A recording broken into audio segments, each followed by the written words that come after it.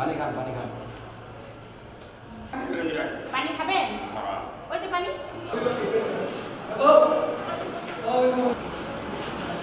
এই মানুষটি জলাতঙ্ক রোগে ভুগছেন।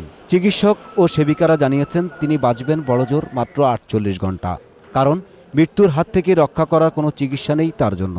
শুধু এই মানুষটি নয়, জলাতঙ্ক রোগে আক্রান্ত যে কোনো মানুষের এমন কষ্টদায়ক মৃত্যু অনিবার্য। পানি, বাতাস আর কোলাহলপূর্ণ পরিবেশ এ রোগে আক্রান্ত মানুষের প্রধান শত্রু। কুকুর, বিড়াল, বানর অনেকের পোষা প্রাণী হলেও এ প্রাণীর মাঝে লুকিয়ে আছে মৃত্যুর এক ভয়ঙ্কর উপসর্গ, যার নাম জলাতঙ্ক।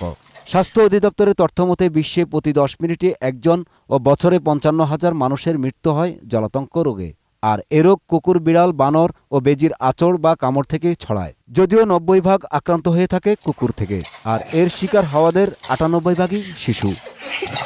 স্বাস্থ্য অধিদপ্তরের জাতীয় জলাতঙ্ক নির্মূল কার্যক্রম কর্মকর্তার মতে, জলাতঙ্ক রোগের কোনো চিকিৎসা না থাকায় ৪৮ ঘন্টার মধ্যে আক্রান্তের মৃত্যু ঘটে। তাই প্রতিরোধে এগিয়ে আসা দরকার সকলকে। লক্ষণ দেখা দেওয়া হলো তার শ্বাসকষ্ট হবে, সে পানি দেখলে ভয় পাবে, সে বাতাসে যেতে পারবে না, ঠিক আছে?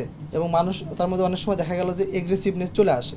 লক্ষণ দেখা দেওয়ার 2 থেকে 3 দিন, সর্বোচ্চ 5 দিনের মধ্যে সে মারা যাবে। জলাতঙ্ক রোগ প্রতিরোধে একমাত্র প্রতিষ্ঠান মহাখালী সংক্রমণ ব্যাধি হাসপাতালে প্রতিদিন 3 থেকে 400 রোগী প্রাথমিকভাবে প্রতিষেধক টিকা নেয়। কুত্তার ইটা মারছে, কুত্তা এবার খামছে। আমাদের প্রতিদিন প্রায় 600 থেকে 700-র মতো রোগী আসে।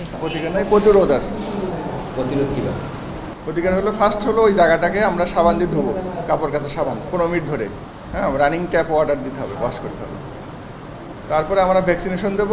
জলাতঙ্ক প্রতিরোধ কেন্দ্রের সমন্বয়ক দাবি করেন, ২০২০ সালের মধ্যে বাংলাদেশে জলাতঙ্ক রোগ শতভাগ প্রতিরোধে কাজ করছে সরকার। গত মাসে একটা মিটিং বা সপ্তাহে একটা মিটিং করে জলাতঙ্কের সঙ্গে কথা বলা এবং জলাতঙ্কের সঙ্গে দেশের লোককে জানানো, যাতে তারা অ্যাওয়ার হয় এবং জলাতঙ্কের বিরুদ্ধে বাঁচার জন্য কুকুরের কামড় না খায়, কুকুরকে জ্বালাতন না করে।